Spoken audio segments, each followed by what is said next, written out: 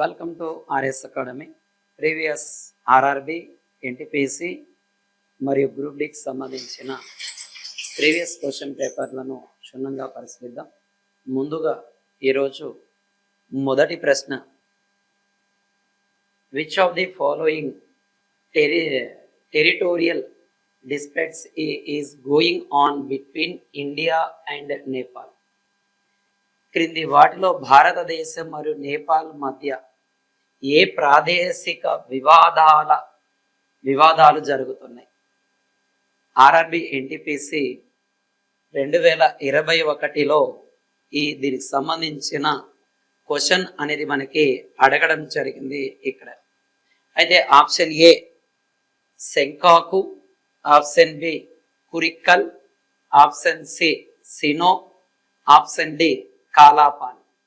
దీని యొక్క సరైన సమాధానం ఏంటి సార్ అంటే ఈ కాలాపాని అనేది దీని యొక్క సరైన సమాధానంగా చెప్పవచ్చు.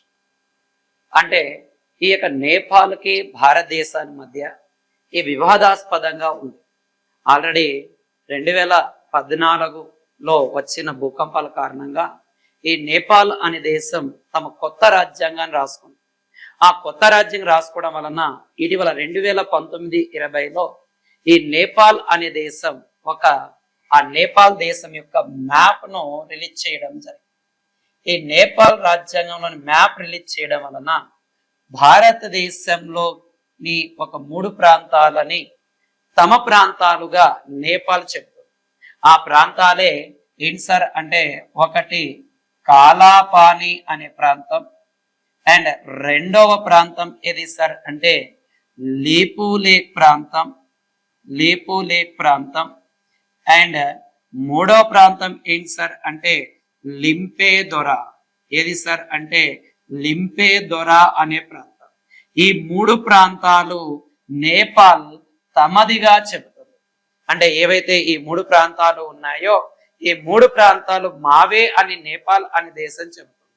అయితే ఈ 3 ప్రాంతాలకు సంబంధించి ఇటీవల ఈ నేపాల్ దేశం అనేది తమ దేశ కరెన్సీ పైన కూడా ఈ 3 ప్రాంతాలను ముద్రించడం జరిగింది. అందువలన ఈ 3 ప్రాంతాలు వివాదాస్పదంగా ఉండడం జరుగుతుంది. అండ్ నేపాల్ అనేది భారతదేశానికి ఉత్తర భాగంలో కొద్దిగా తూర్పు వైపున ఉండడం జరుగుతుంది.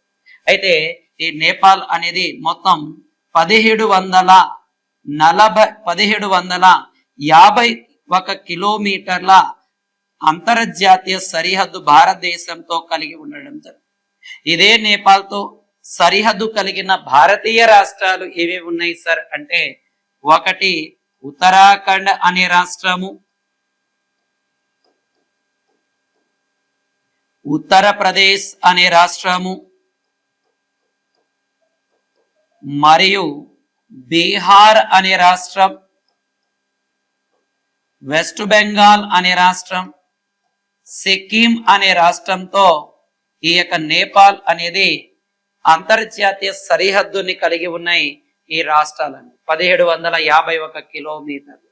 అండ్ ఈ భారతదేశానికి నేపాల్కి మధ్య గతంలో ఒక ఒప్పందం కూడా జరగడం జరిగింది. దాన్ని ఏమని పిలుస్తారు సార్ అంటే సుగౌలి ఒప్పందం అనే పేరుతో పిలుస్తారు. సుగౌలి ఒప్పందం అనే పేరుతో పిలవడం జరుగుతుంది. ఈ సుగౌలి ఒప్పందం ప్రకారం భారతదేశానికి నేపాల్కి మధ్య సరిహద్దులుగా 2 నదులను నిర్ణయించడం జరిగింది. అది ఒకటి ఏది సార్ అంటే నారాయణి అనే నదిని, రెండవది శారదా అనే నది లేదా కాళీ అనే నదిగా చెప్పడం జరుగుతుంది. అయితే దీంట్లో శారదా అనే నది తన దిశలు మార్చుకుంటూ ఉండడం వలన అంటే ప్రకృతి వైపరీత్యాల వలన ఈ 3 ప్రాంతాలు నేపాల్ తమదిగా వాదించడం జరుగుతుంది. కానీ దాన్ని భారతదేశం అనేది ఒప్పుకోవడం లేదు.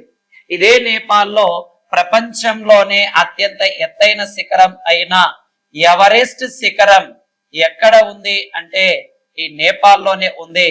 8848.56 మీటర్ హైట్ అనేది ఈ యొక్క ఎవరెస్ట్ యొక్క ఎత్తు అని చెప్పవచ్చు. అయితే నేటి ప్రశ్న ఏమిటి సార్ అంటే నేపాల్ యొక్క ప్రస్తుత అధ్యక్షుడు ఎవరు? నేటి ప్రశ్న ప్రస్తుత నేపాల్ యొక్క అధ్యక్షుడు, ప్రజెంట్ నేపాల్ యొక్క అధ్యక్షుడు ఎవరు? కింద కామెంట్ రూపంలో తెలియచేయండి. కింద కామెంట్ రూపంలో తెలియచేయండి అధ్యక్షుడు.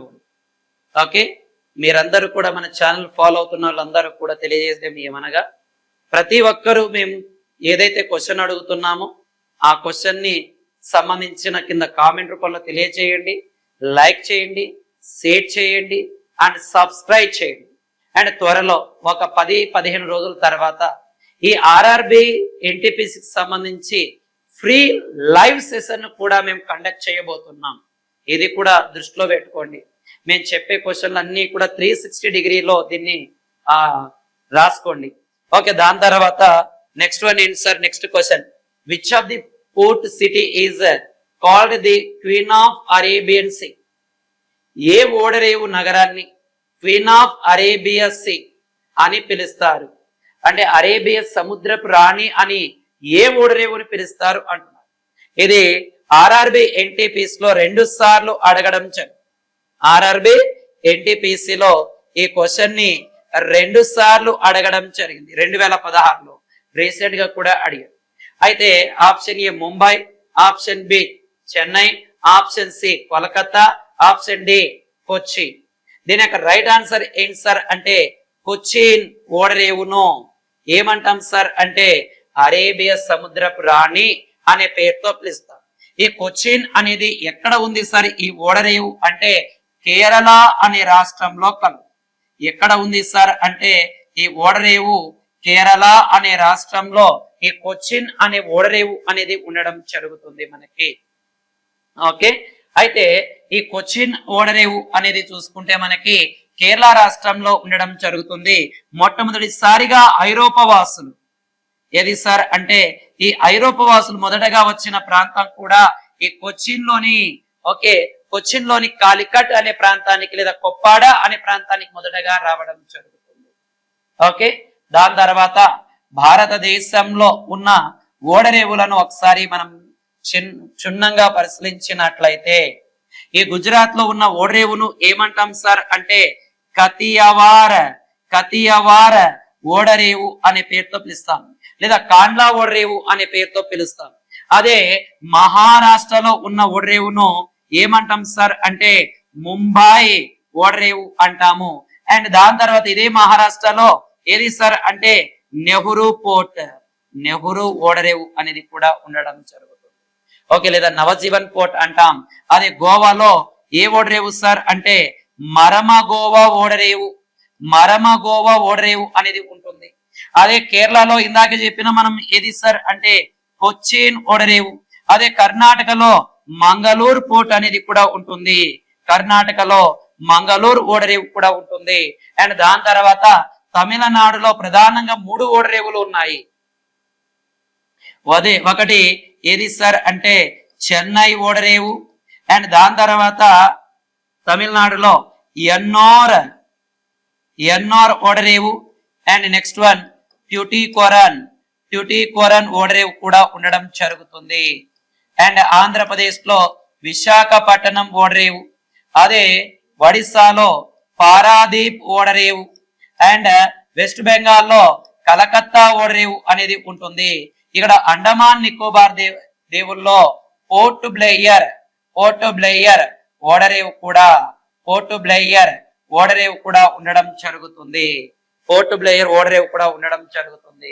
ఇటీవల అండమాన్ నికోబార్ లోని పోర్ట్ బ్లెయిర్ పేరుని ఏమని పేరు మార్చడం జరిగింది సార్ అంటే ఓకేనా ఏమని విజయపురం అనే పేరు కూడా పెట్టడం జరిగింది. కాబట్టి కొద్దిగా జాగ్రత్త వీటిపైన ఫోకస్ చేయండి.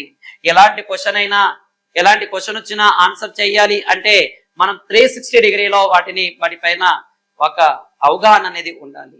ప్రతి టాపిక్ పైన అవగాహన ఉండాలి. నేటి క్వశ్చన్ మళ్ళీ అడుగుతున్నా, ప్రస్తుత నేపాల్ అధ్యక్షుడు ఎవరు? ప్రస్తుత నేపాల్ అధ్యక్షుడుగా ఎవరు కొనసాగుతున్నారు అనేది కింద కామెంట్ రూపంలో తెలియజేయండి. లైక్ చేయండి, షేర్ చేయండి, కామెంట్ చేయండి, సబ్స్క్రైబ్ చేయండి. ఓకే, నెక్స్ట్ క్వశ్చన్కి వెళ్ళిపోదాం మనం. ఏంటి సార్ అంటే the third Buddhist council was held by అని ఇచ్చాడు. ఓకే, మూడవ బౌద్ధ మండలి లేదా బుద్ధ కౌన్సిల్ ఎక్కడ జరిగింది? ఓకే, ఎవరి ఆధ్వర్యంలో జరిగింది? ఆర్ఆర్బి ఎన్టీపీసీ 2021లో అడిగిన క్వశ్చన్ ఇది. ఆప్షన్ ఏ చంద్రగుప్తుడు, option B Harshavardhana, option C Ashoka, option D Kanishka. Okay, మూడవ బౌద్ధ సంతతి ఎక్కడ జరిగింది సార్ అని గమనించినట్లయితే అశోకుడు కాలంలో. ఓకే, అశోకుడు రాజుగా ఉన్నప్పుడు ఈ మూడవ బుద్ధ సంతతి అనేది జరిగింది. ఒకసారి ఈ 4 బౌద్ధ సంతతులను మనం గుర్తుపెట్టుకోవాలంటే చిన్న కోడ్ కూడా చెప్తాను చూడండి. ఏంటి సార్ అంటే ఆక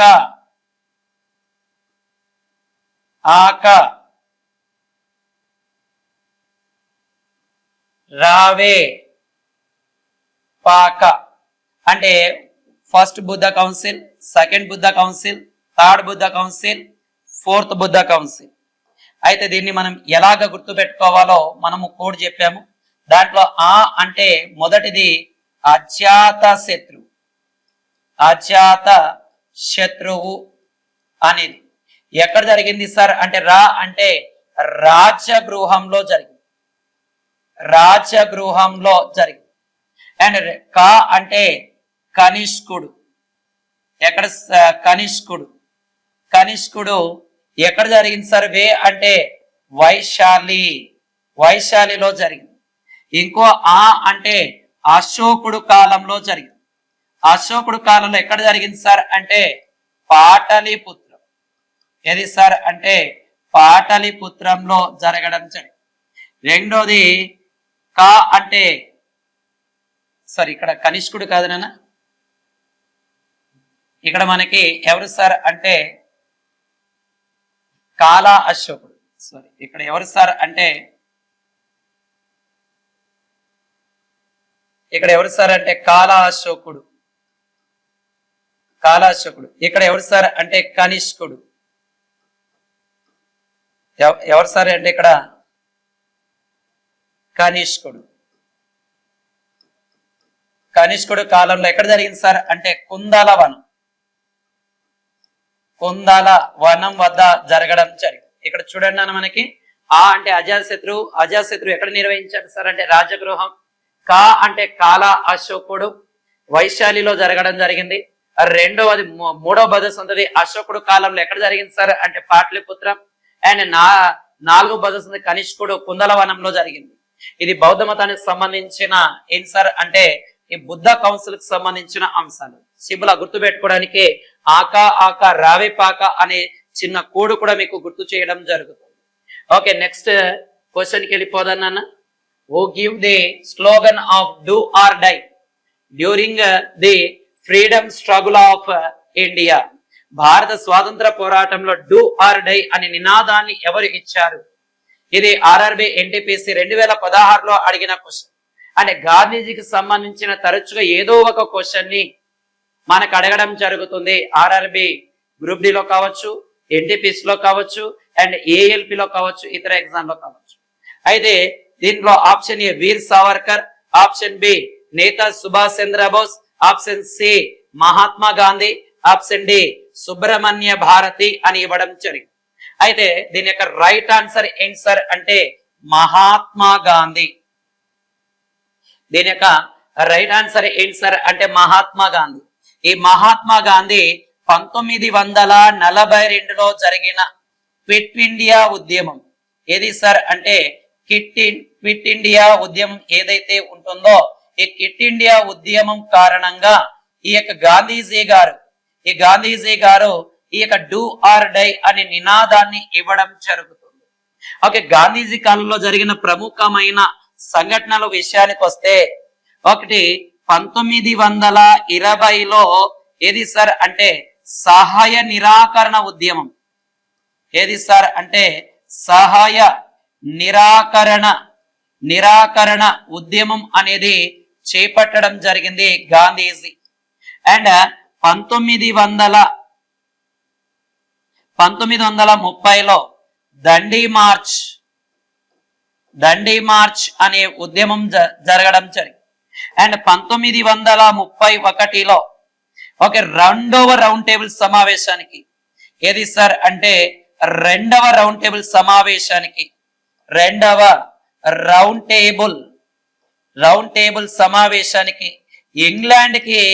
ఇంగ్లాండ్ కి ఐఎన్సి తరపున హాజరవ్వడం జరిగింది ఇతను. అదే 1932లో గాంధీజీకి అండ్ అంబేద్కర్ మధ్య ఏం జరిగింది సార్ అంటే పూనా ఒప్పందం అనేది జరిగింది. పూనా ఒప్పందం అనేది జరగడం జరిగింది. అండ్ 1942 క్విట్ ఇండియా ఉద్యమం.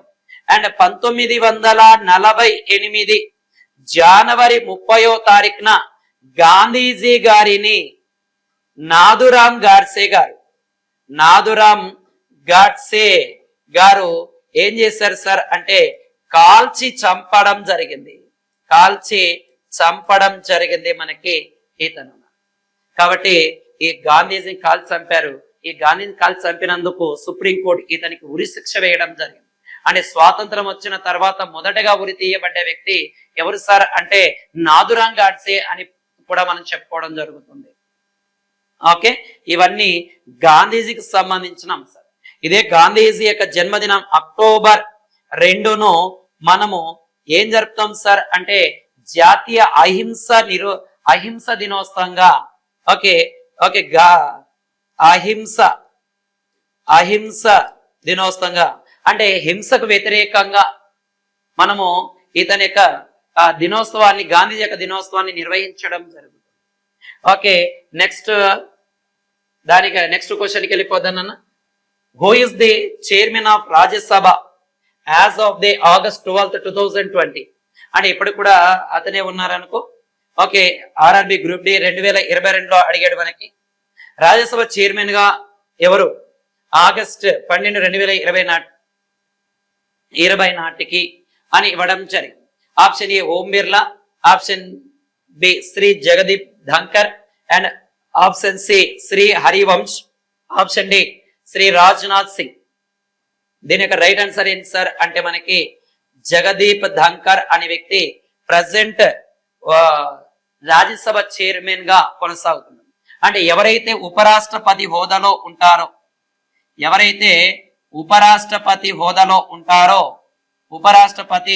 హోదాలో ఉంటారో అతని రాజ్యసభ చైర్మన్ గా కొనసాగుతారు. రాజ్యసభ చైర్మన్ గా కొనసాగడం జరుగుతుంది. అయితే ఉపరాష్ట్రపతి అనే వ్యక్తి రాజ్యసభలో సభ్యుడు కానప్పటికీ ఉపరాష్ట్రపతిగా ఉన్న వ్యక్తి రాజ్యసభ చైర్మన్ గా ఉండడం జరుగుతుంది. అండ్ ఈ రాజ్యసభలో మొత్తం కూడా 250 మంది గరిష్టంగా ఉండడం జరుగుతుంది. దీంట్లో ప్రస్తుతం 245 మంది రాజ్యసభలో ఉండడం జరుగుతుంది. అయితే ఇదే రాజ్యసభలో ఈ యొక్క రాష్ట్రపతి ఎవరైతే ఉంటారో ఈ రాష్ట్రపతి చేత 12 మంది నామినేట్ చేయబడం జరుగుతుంది. 12 మందిని 12 మందిని ఏం చేస్తారు సార్ అంటే నామినేట్ చేయడం జరుగుతుంది. 12 మంది అంటే వివిధ రంగాలలో ప్రావీణ్యం కలిగిన 12 మందిని ఎవరు రాష్ట్రపతి నామినేట్ చేయడం జరుగుతుంది. అండ్ రాజ్యసభ అనేది మనకి భారత రాజ్యాంగంలో 80వ ఆర్టికల్ ప్రకారం కొనసాగుతుంది. ఈ యొక్క రాజ్యసభ అనేది భారత రాజ్యాంగంలో 5వ భాగంలో ఉంది. ఉపరాష్ట్రపతి పదవి అనేది మనకి భారత రాజ్యాంగంలో 62వ ఆర్టికల్ ప్రకారం కొనసాగడం జరుగుతుంది. ఏదైనా కానీ భారతదేశానికి మొట్టమొదటి ఉపరాష్ట్రపతి సర్వేపల్లి రాధాకృష్ణ గారు. ఈ సర్వేపల్లి రాధాకృష్ణ గారు భారతదేశానికి మొట్టమొదటి ఉపరాష్ట్రపతిగా పనిచేసి రాష్ట్రపతి అయిన మొదటి వ్యక్తి కూడా ఎవరు సార్ అంటే సర్వేపల్లి రాధాకృష్ణ గారు ఉండడం జరుగుతుంది. అయితే నేటి క్వశ్చన్ మళ్ళీ అడుగుతున్నా, ప్రస్తుత నేపాల్ అధ్యక్షుడు ఎవరు? కామెంట్ చేయండి, లైక్ చేయండి, షేర్ చేయండి, ఓకే, అండ్ సబ్స్క్రైబ్ చేయండి. త్వరలో మన ఈ యొక్క ఏదైతే ఆర్ఎస్ అకాడమీ యూట్యూబ్ ఛానల్ ఉందో త్వరలో లైవ్ సెషన్ కూడా కండక్ట్ చేయబోతున్నాం. ఆర్ఆర్బికి సంబంధించి, గ్రూప్ డికి సంబంధించి అండ్ డిఎస్సికి సంబంధించి. ఓకే, లైక్ చేయండి, షేర్ చేయండి, సబ్స్క్రైబ్ చేయండి, కామెంట్ చేయండి. ఆర్ఎస్ అకాడమీ కర్నూల్, మీ స్వామి సార్. జై హింద్.